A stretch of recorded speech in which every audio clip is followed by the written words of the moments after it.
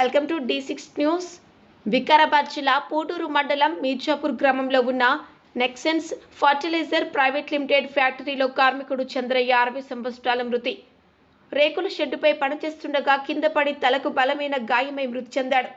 కార్మికులకు సేఫ్టీ బెల్టులు లేకుండా పని చేయించిన ఫ్యాక్టరీ క్రాన్ ట్రాక్టర్.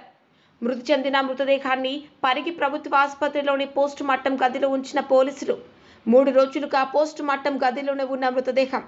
కేసు నమోదు చేసి పోస్ట్ మార్టం నిర్వహించి కుటుంబ సభ్యులకు అప్పగించనున్న పోలీసులు. మృతుడి స్వస్థలం బారంపూడి గ్రామం, గంజం జిల్లా, ఒరిస్సా రాష్ట్రం.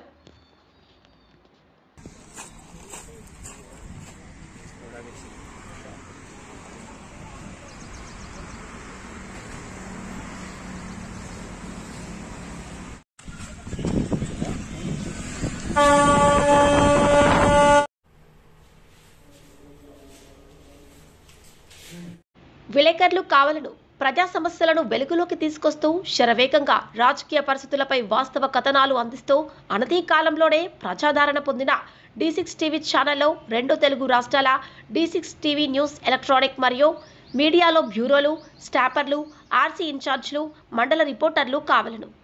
అనుభవజ్ఞులకు ప్రాధాన్యం, కొత్త వారికి ప్రోత్సాహం.